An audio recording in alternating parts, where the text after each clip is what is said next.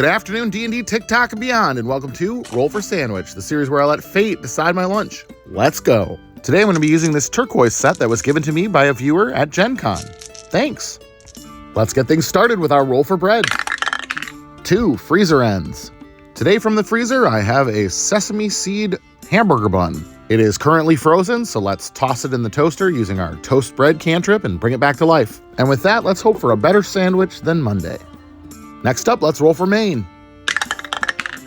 4 tuna. And with that, it's the first roll of Season 7 that could have benefited from the Midwest salad cantrip. But we chose to drop it in favor of other spells, so I guess we're just raw dogging this tuna with no mayo. I guess only time will tell if it's worth it in the end, but today, it's dry tuna. Next up, let's roll for cheese. 6 Pistachio Primo. This is a tangy and rich sheep's milk cheese with pistachios inside. Frankly, it's really good, and the salty and fatty pistachios set it off really nicely. I'm a little bummed that it's landing on this sandwich for the first time, but hopefully we'll get to use the rest of it on a better sandwich later. Still, could be worse. Next up, let's roll for our roughage. 2 cucumber and 6 daikon radish. We are once again going to bust out our mandolin. Don't worry, I know about the recent news about cucumbers. I assure you my cucumbers are safe and not one of the recalled ones. We've got our cucumber sliced up nice and thin, and it'll give us a little bit of crunch and some nice fresh taste on our sandwich. Should be good. We're going to use our mandolin to cut our daikon radish as well. Let's get, well, I'm having a little bit of trouble getting it in. It's just too big. All right, time for plan B. I'm going to go without the guard here. Daikon radishes have kind of a sweet flavor at first and then transition into a spicy, piquant flavor. Not spicy like a jalapeno, spicy like horseradish. Should be an interesting addition to this sandwich, though I question if this combination of roughage is the right one for this.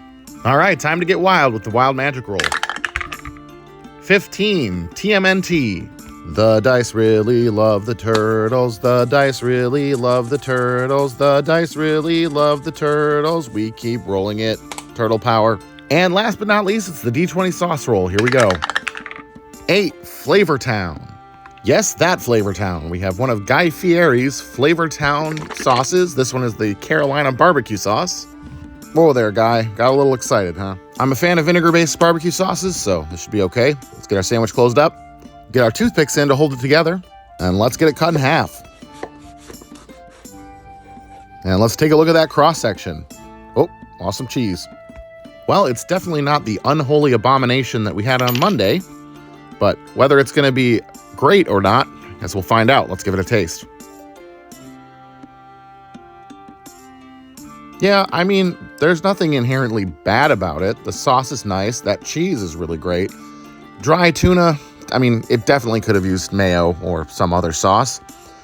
Cucumber and radish, though, are not really carrying their weight here. Could have used something more interesting. Even some pickle would have picked this up quite a bit. Otherwise, it's just a lot of bland. And even the power of Guy's befrosted tips couldn't save us from this one. I guess on our way to Flavor Town, we stuck to the middle of the road. I'm going to try to not let the trauma from Monday influence my decision too much, but I'm going to give this one a 5.6. And there's only one thing I gotta call it, which is the Dungeons and Dragons and Diners and Drive-Ins and Dives. Thanks for hanging out today, everybody. I hope you have a great day, and I will see you again on Friday.